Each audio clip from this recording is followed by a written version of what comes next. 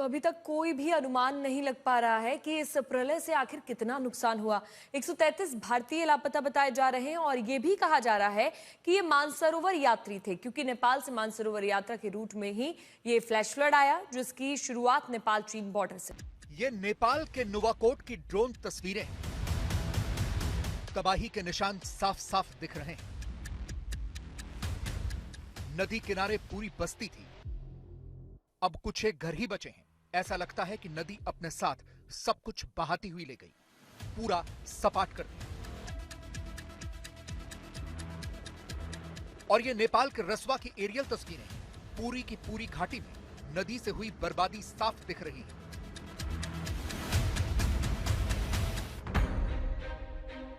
नेपाल की सेना कैसे बाढ़ में फंसे लोगों का रेस्क्यू कर रही है, ये इन तस्वीरों से समझिए। यहां एक लड़का छत पर था, वो निकल नहीं पाया और यहीं फंस गया। यहां हेलीकॉप्टर उतारने की जगह नहीं थी, तो छत के ऊपर हेलीकॉप्टर कुछ देर के लिए स्थिर रहा और वहीं पर उसका रेस्क्यू किया गया। अंदर से नेपाली सेना के जवान ने हाथ बढ़ाया, इस युवक ने थामा और इस तरह से उसे बचाया गया।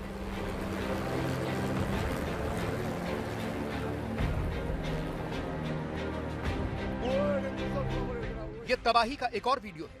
पूरी घाटी है, सामने से नदी बह रही है जिसकी रफ्तार बहुत कम है और पानी भी कम है, लेकिन तभी अचानक से ऊपर से पानी का गुबार आता दिख रहा है। साफ दिख रहा है कि पानी सब कुछ बर्बाद करता हुआ आगे बढ़ रहा है। एक ट्रक वाला भी सड़क पर है, जो पानी की रफ्तार देखते हुए और तेजी से भागने लगा,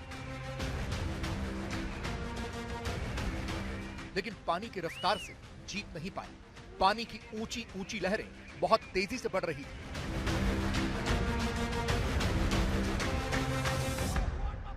पीछे से और तेज गति से पानी आ रहा था और इसी में कुछ और लोग फंसे हुए दिखाई दिए जो पैदल चल रहे थे।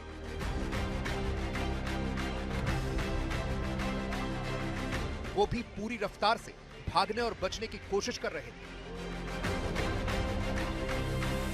दूर से बनाए गए इस वीडियो में पानी बहुत नजदीक दिख रहा है, लेकिन असल में यह बहुत दूर था।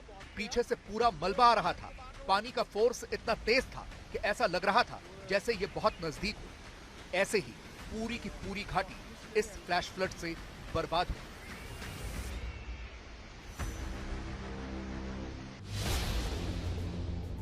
ये इस तबाही का एक और वीडियो है। यह भी बहुत दूर से बनाया गया है। ऐसा लग रहा है कि जैसे कोई बम विस्फोट हुआ हो, जिसके बाद धुएं का गुबार उठा हो, लेकिन असल में यह पानी का बहाव था जो इतना तेज था कि आसपास सब कुछ बर्बाद करता हुआ आगे बढ़ रहा था। देखिए कैसे बड़ी बड़ी इमारतें ताश के पत्तों की तरह ढह गई। नेपाल में बहुत ज्यादा नुकसान हुआ है, क्योंकि जहां ये बाढ़ आई है, इस त्रिशूली नदी पर बहुत से हाइड्रो पावर प्रोजेक्ट्स चल रहे थे जो पूरी तरह से तबाह हो गए। नेपाली मीडिया के मुताबिक लांगटांग खोला हाइड्रो पावर प्रोजेक्ट में काम करने वाले 60 लोग लापता हैं। इनमें 25 इंजीनियर, ड्राइवर और किचन स्टाफ है। इसके अलावा 35 वर्कर हैं जो टनल के अंदर काम कर रहे थे। फ्लैश फ्लड के बाद उनका भी कुछ पता नहीं चल रहा। इसके अलावा तिमूर में रसवा कस्टम ऑफिस में काम करने वाले 15 कर्मचारी भी मिसिंग हैं। बाढ़ की तबाही इतनी भीषण है कि बड़े बड़े पुल टूट गए। ये चितवन में त्रिशूली नदी पर बना पुल है। देखिए क्या हाल हो गया है। आज तक भी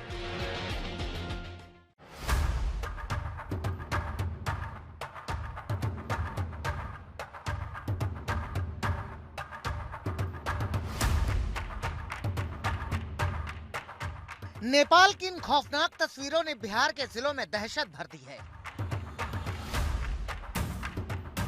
क्योंकि नेपाल से आने वाला पानी बिहार के कई जिलों की जिंदगानी को खतरे में डाल सकता है। इसलिए बिहार में कई जिलों में अलर्ट जारी किया गया है। नदी के किनारे तथा बाढ़ प्रभावित होने वाले क्षेत्रों के निवासी आवश्यक सावधानी बरतें और अपने परिवार, बच्चों, बुजुर्गों एवं पशुओं को सुरक्षित स्थान पर रखने की तैयारी रखें। नेपाल में फ्लैश फ्लड के खतरे को देखते हुए कोसी और गंडक नदी बेसिन से जुड़े जिलों पर विशेष निगरानी रखी जा रही है। पश्चिमी चंपारण, पूर्वी चंपारण, गोपालगंज, सारण और वैशाली में अलर्ट है। सुपौल, सहरसा, मधेपुरा और अररिया जिले में भी अलर्ट है। सरकार कह रही है कि खतरा तो है, मगर सरकार ने सतर्कता के पूरे इंतजाम कर लिए हैं। ये जो पानी आ रहा है इसमें हम लोगों का आकलन है कि लगभग 1.5 लाख क्यूसेक तक अतिरिक्त पानी आ सकता है। तो फिर 2.5-3 लाख से अधिक पानी नहीं जाएगा। तो या जितना 2.5-3 लाख आने की संभावना है उस हिसाब से सतर्कता के सभी काम हम लोगों ने कर लिए हैं। अभी सूचना प्राप्त हो रही है कि नेपाल में नदी में भूस्खलन आ जाने के कारण गंडक नदी का बहाव अगले आधे घंटे में काफी तेज होने की संभावना है। बगहा में लोगों को अलर्ट किया जा रहा है। अनाउंस किया जा रहा है कि लोग सुरक्षित स्थानों पर पहुंच जाएं। तैयारियां तेज हैं। एसएसबी ने भारत नेपाल सीमा पर तैनात अपनी यूनिट्स को अलर्ट जारी किया है। राहत बचाव के लिए 11 टीमों को अलर्ट किया गया है। 7 अतिरिक्त टीमें स्टैंड बाय पर रखी गई हैं। भारत नेपाल सीमा पर तैनात बटालियन को अलर्ट रहने के लिए कहा गया है। सरकार कह रही है कि स्थिति को नियंत्रण से बाहर नहीं जाने देंगे। स्थिति तो थोड़ी कठिन है, लेकिन अभी का जो अनुमान है पानी आने का, वो हम लोगों के हिसाब से स्थिति को हम लोग नियंत्रण से बाहर नहीं जाने देंगे। बिहार की सरकार कह रही है कि घबराने की जरूरत नहीं है, बस सतर्क रहने की आवश्यकता है।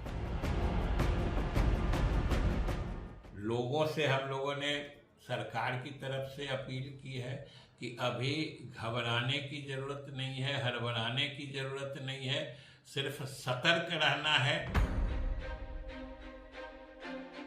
बिहार के अलावा यूपी के महाराजगंज, कुशीनगर में भी अलर्ट जारी किया गया है। सतर्कता पूरी है। उम्मीद कीजिए कि नेपाल से आई तबाही भारत में कोई नुकसान नहीं पहुंचाएगी।